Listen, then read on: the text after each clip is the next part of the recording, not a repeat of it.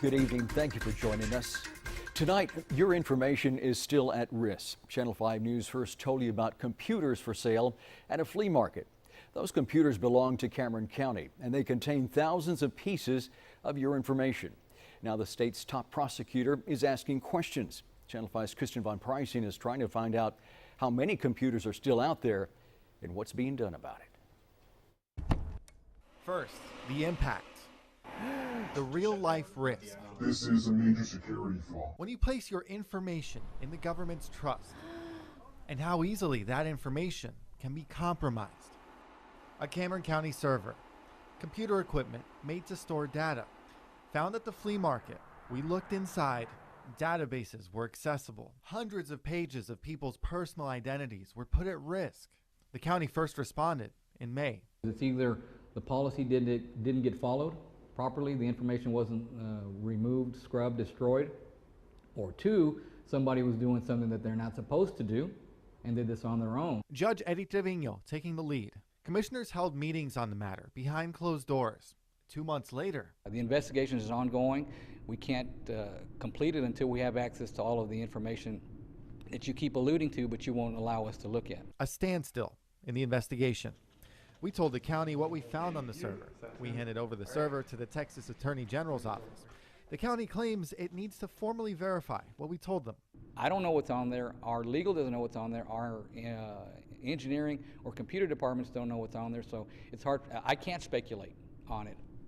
And that's where you're leaving it right now? That's it, yes, sir. We showed the county one page of a 900-page list containing county residents' names, addresses, and social security numbers. It was a sample of what was inside the server. The investigation into who's responsible still unresolved. We obtained a county form that identifies an IT specialist. He signed off on the December 2016 auction of the data-filled server and additional computer equipment. The form says in part the computer equipment was properly cleared of any data it may have stored, and no confidential information can be viewed or accessed. That affirmation that everything was cleared of data was untrue. The data-filled server included on the list contained tens of thousands of people's personal information. That Cameron County server auction didn't just make the news. We spoke to Texas Attorney General Ken Paxton during a recent visit to the Valley. Are you investigating that one? We are investigating that. So it's an ongoing investigation, so I couldn't comment on any details, just to say that we are involved with that issue. The Attorney General's office investigates failures to protect personal information.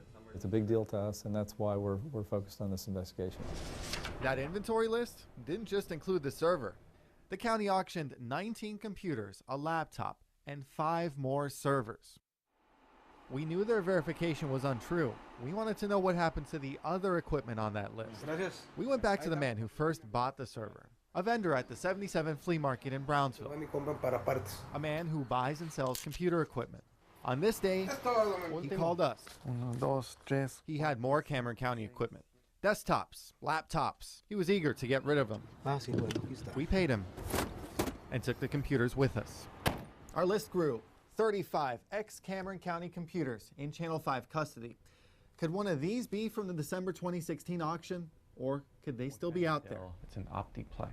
The inventory list would answer that question. It documented manufacturer serial numbers and internal county sticker tags. Each computer in our possession would have its own identity. We looked at each one of the 35 computers we acquired. One by one, we came up with no positive matches, meaning those computers from the December 2016 auction are still somewhere out there. The data on them and the damage it could do, still unknown. Your home addresses, your social security numbers, that's exactly what they used for me. This is Michael Gold. It was difficult. He's not a victim of the Cameron County breach. It was really difficult. Gold is an identity fraud victim, regardless. I've never found out. It started with a letter. You've just been approved for an American Express Gold Card. It didn't stop. 13 others. More letters. It started getting deeper and deeper. More than $8,000 spent in his name. I never applied for it. He lost control.